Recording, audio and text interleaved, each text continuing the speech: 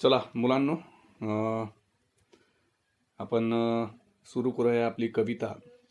तर कवितेचं टायटल आहे व्हाय. मी गेल्या तासाला तुम्हाला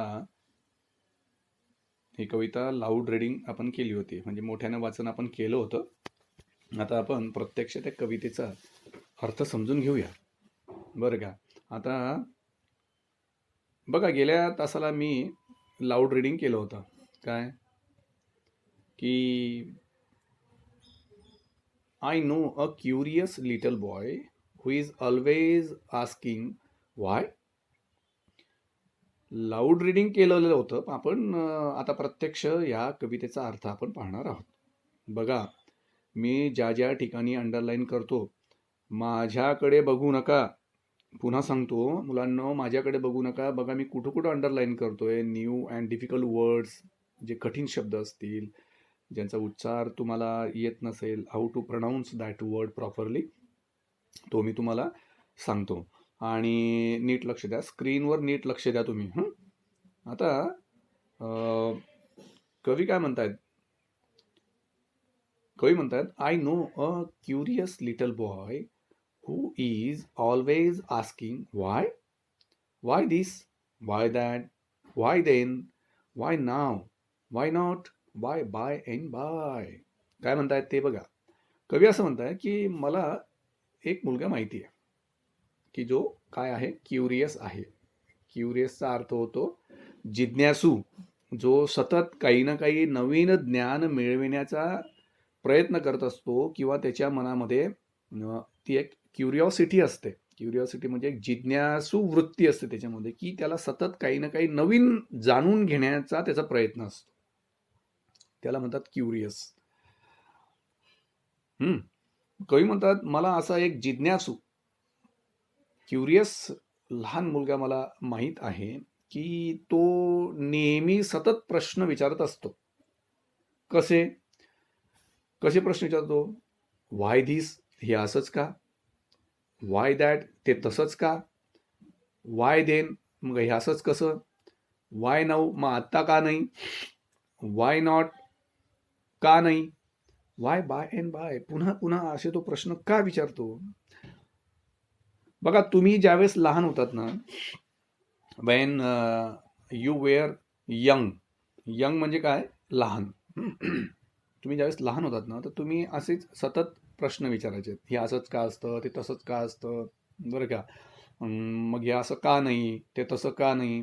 आणि तुमच्या प्रश्नांच्या उत्तरांसाठी आपल्या पालकांकडे, म्हणजे आईवडिलांकडे, तुम्ही विचारलेल्या प्रश्नाचं उत्तर नसायचं. Even though I am a teacher, still when my daughters were young, when they were children, at that time they always used to ask such questions to me, and I was still, means I was also unable to answer their questions. Understood? म्हणजे त्यांनी जे प्रश्न विचारलेले असायचेत ना, त्या प्रश्नांची उत्तरं देणे, काही प्रश्न असे असायचे की त्यांची उत्तरं कशी द्यावीत, त्यावेळेस मी सुद्धा अडचणीत यायचो. म्हणजे लहान मुलं जी असतात ते अतिशय क्युरियस असतात, जिज्ञासू असतात, बरं का. आणि त्यांच्या प्रश्नांची उत्तर आपण दिलीच पाहिजेत. We should answer the questions quite sensibly. म्हणजे त्यांच्या प्रश्नांकडे आपण संवेदनशीलतेने पाहिलं पाहिजे, त्यांचा अभ्यास आपण केला पाहिजे. And it is parents duty to answer the questions raised by their children. Okay. मग या पहिल्या कडव्यामध्ये आपल्याला असं शिकायला मिळतं की तो मुलगा नेहमी असे प्रश्न विचारतो, हे असंच का, ते तसंच का, ते तसं का नाही, हे असं का नाही. बघा पुढे काय म्हणतात कवी. बघा पुढे काय म्हणतात, नीट बघा, मी आता टिक केली. He wants to know why wood should swim, why lead and marble Singh.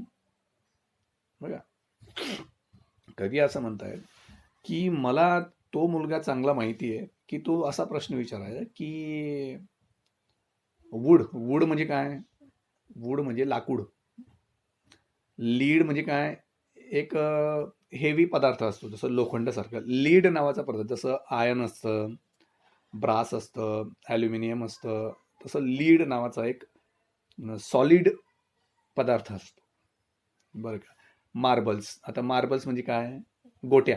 आपण गोट्या गोट्या खेळायचो ना लहानपणी. तुम्ही अजूनही गोट्या गोट्या खेळतात, मार्बल्स, गोट्या. कवी असं म्हणतायत की तो मुलगा असा प्रश्न विचारायचा की लाकूड पाण्यावरती का तरंगतं, आणि का म्हणून या ज्या गोट्या असतात, लीड असतं, हे पाण्यात लगेच बुडतात. सिंक, टू सिंक म्हणजे बुडणे. गोट्या असतील, लीड असेल, हे पाण्यात टाकल्यावर लगेच बुडतात. लाकूड टाकल्यावर का बुडत नाहीत? पुढे काय म्हणतोय तो? Why stars should shine and winds should blow and why we eat and drink. तो असं म्हणतोय की चांदण्या का चमकतात, वारा का वाहतो, आपण का खातो, आपण का पितो. पहा, त्या मुलाच्या प्रश्नामध्ये खूप म्हणजे एक क्युरिओसिटी जी असते, जिज्ञासू वृत्ती जी असते, की नेमकं लाकूड का तरंगतं, हेवी पदार्थ जे असतील, जसे गोट्या असतील, मार्बल्स जे असतात, पाण्यात टाकल्यावर लगेच बुडतात.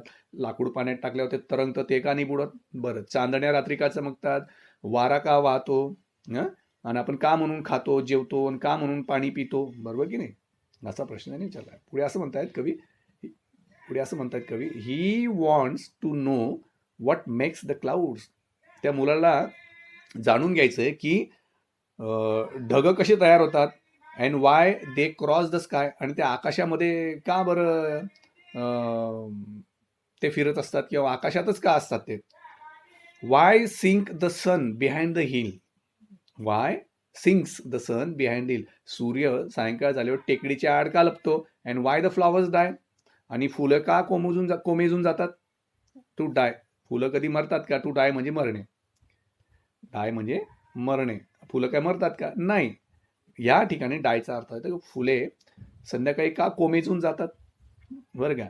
पुढे असं म्हणतात, he wants to know why wind should come from out the bellows nose. Bellows बघा, बेलो काय अर्थ आहे? बेलोचा अर्थ इथे, बेलोजचा अर्थ दिलेला आहे. हा, सापडला बघा, बेलोजचा अर्थ दिलेला आहे. Bellows means and apparatus for blowing air.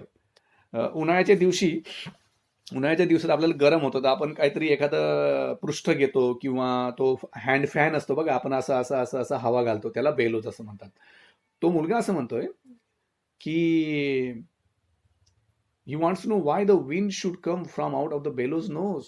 आणि या अशा असं ही हवा कशी काय येते. वाय पॉपगन्स काय बरं? पॉपगन्सचा अर्थ दिलेला इथं.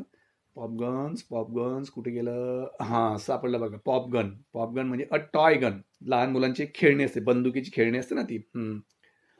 तर मुलगा असं म्हणतोय की why popgun should go pop and why the ocean ebbs and flow. म्हणजे काय? भरती ओटी. समुद्राला भरती ओटीच काय ते?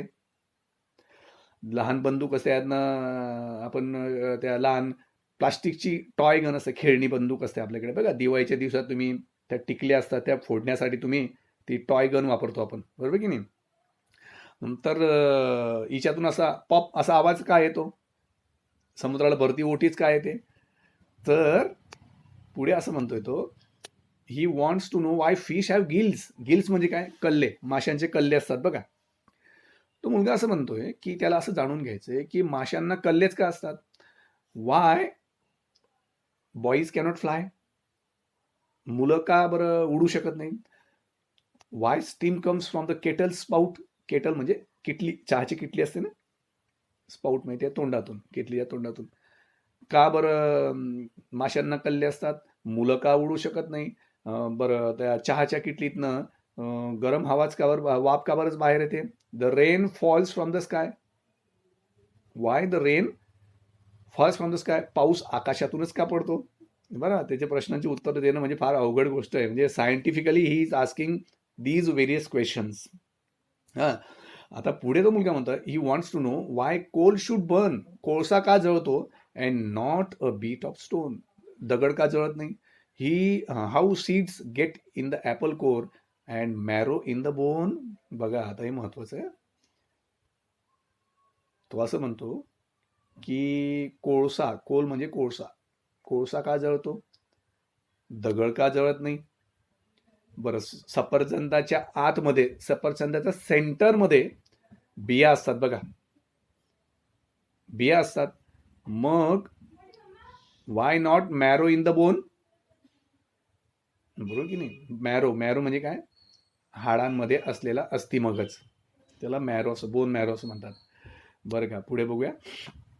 पान नंबर 57 बघा, page number. He wants to know why ice should melt. बर्फ का वितळतो? Why spiders eat the flies. Spider म्हणजे कोळी कीटक, हा बारीक बारीक लहान मासे असतात, कीटक, यांना का खातो? Why bees should sting and why the east. मधमाशाच का चावा घेतात? Why should make the dough to rise. Dough, dough हा जो शब्द आहे ना, डफचा अर्थ, डफ डफ डफ, चला तुम्हाला डफचा अर्थ सांगतो मी, बरं का. आता तो असं म्हणतो, some of his whys are not too hard to answer if you will try, but no one ever yet has found the reasons why. त्याने विचारलेल्या प्रश्नाचं उत्तर देणं काही कठीण नाही आहे, पण no one has ever yet has found the reason why. तो अशा प्रकारचे प्रश्न का विचारतो हे मात्र अजून बऱ्याच जणांना समजलेलं नाही. तर अशा प्रकारची ही कविता, अतिशय छान कविता आहे. हिचा मराठी अर्थ तुम्हाला मी सांगितलं आहे. पुढच्या तासाला आपण हे इंग्लिश वर्कशॉप जे आहे हे तुम्हाला मी समजवून सांगणार आहे. मुलांनो, आजच्या दिवशी आपण इथेच थांबूया. पुढच्या तासाला पुन्हा भेटूया. Till then, goodbye and take care.